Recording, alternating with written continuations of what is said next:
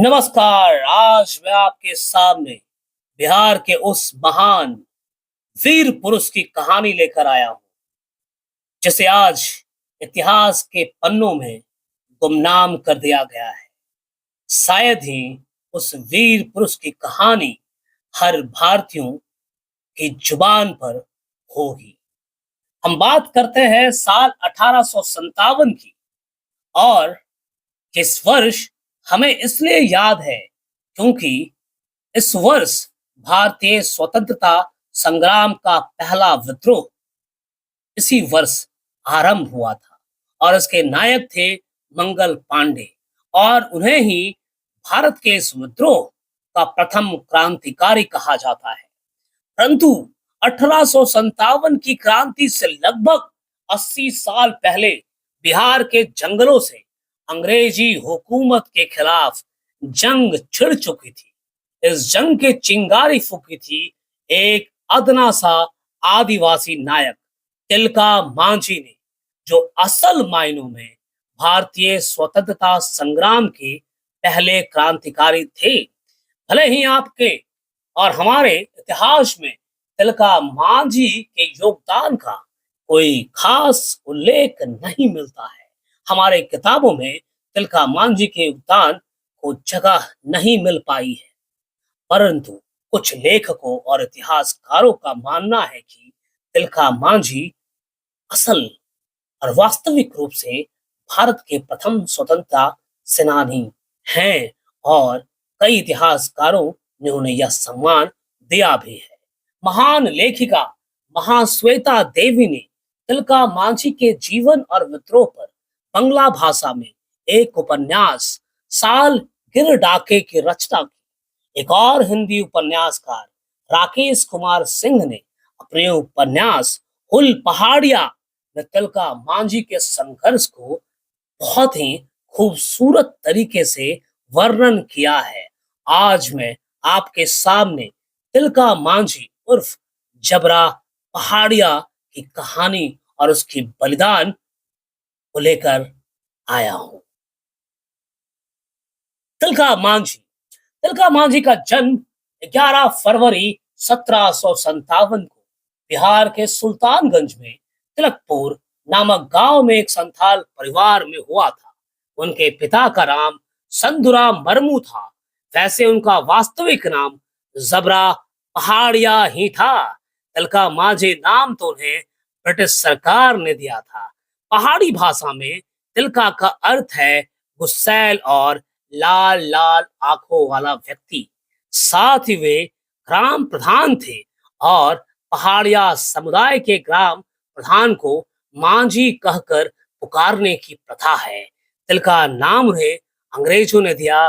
अंग्रेजों ने जबरा पहाड़िया को खूंखार डाकू और गुस्सैल तिलका मांझी समुदाय प्रमुख कहा। ब्रिटिश कालीन दस्तावेजों में भी जबरा पहाड़िया का नाम मौजूद है, पर तिलका का कहीं उल्लेख नहीं है। तिलका ने हमेशा से ही अपने जंगलों को लूटते और अपने लोगों पर अत्याचार होते हुए देखा था। गरीब आदिवासियों की भूमि, खेती, जंगली वृक्षों पर अंग्रेजी शासकों ने कब्जा कर रखा था। आदिवासी और पर्वतीय सरदारों की लड़ाई अक्सर अंग्रेजी सत्ता में से रहती थी, लेकिन पर्वतीय जमींदार वर्ग अंग्रेजी सत्ता के चापलूस थे और वे हमेशा अंग्रेजों का ही साथ देते थे। धीरे धीरे इसके विरुद्ध तिलका आवाज उठाने लगे। उन्होंने अन्याय और गुलामी के खिलाफ जंग छेड़ी। तिलका मांझी राष्ट्रीय भावना जगाने के लिए भागलपुर में स्थानीय लोगों को सभाओं में संबोधित करते थे। जाति और धर्म से ऊपर उठकर लोगों को देश के लिए एकजुट होने के लिए प्रेरित करते थे।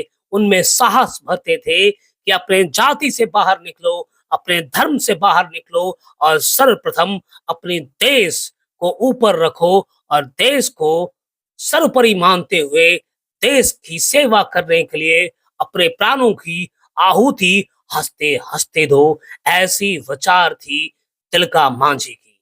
साल 1770 में जब भीषण अकाल पड़ा तो तिलका मांझी ने अंग्रेजी शासन का खजाना लूटकर आम गरीब लोगों में बांट दिया। उनके नेक कार्यों और विद्रोह की ज्वाला से और भी आदिवासी उनसे जुड़ गए। इसी के साथ शुरू हुआ उनका संथाल हुल यानी कि आदिवासियों का विद्रोह। उन्होंने अंग्रेजों और उनके चापलूस सामंतों पर लगातार हमले किए और हर बार तिलका मांझी की जीत हुई। साल 1784 में उन्होंने भागलपुर पर हमला किया और 13 जनवरी 1784 में तार के पेड़ पर चढ़कर घोड़े पर सवार एक अंग्रेज कलेक्टर अगस्टस क्लीवलैंड को अपने जहरीले तीर का निशाना बनाया और उसे मार गिराया। कलेक्टर की मौत से पूरी ब्रिटिश सरकार सदमे में थी। उन्होंने सपने में भी नहीं सोचा था कि जंगल में रहने वाला कोई आम अदना सा आदिवासी ऐसी हिमाकत कर सकता है, ऐसी हिम्मत कर सकता है। साल 1771 से 1784 तक जंगल के इस बेटे ने ब्रिटिश सत्ता के विरुद्ध लंबा संघर्ष किया। उन्होंने कभी भी समर्पण नहीं किया, ना कभी झुके और ना ही कभी डरे। उन्होंने स्थानीय सूदखोर जमींदारों एवं अंग्रेजी शासकों को जीते जी कभी भी चैन की नींद सोने नहीं दिया। अंग्रेजी सेना ने एड़ी चोटी का जोर लगा लिया, लेकिन वे तिलका को नहीं पकड़ पाए। ऐसे में उन्होंने अपनी सबसे पुरानी नीति फूट डालो और राज करो से काम लिया। ब्रिटिश हुक्मरानों ने अपने समुदाय के लोगों को भड़काने का काम शुरू किया। ब्रिटिश हुक्मरानों ने मांझी समुदाय, पहाड़िया समुदाय को लालच देना शुरू कर दिया। उनका यह फरेब रंग लाया। तिलका के समुदाय से ही एक गद्दार ने उनके बारे में अंग्रेजों को सूचना पहुंचा दी। सूचना मिलते ही रात के अंधेरे में अंग्रेज सेनापति आयरकूट ने तिलका के ठिकाने पर हमला कर दिया, लेकिन किसी तरह वे बच निकले और उन्होंने पहाड़ियों में शरण लेकर अंग्रेजों के खिलाफ छापेमारी जारी रखा।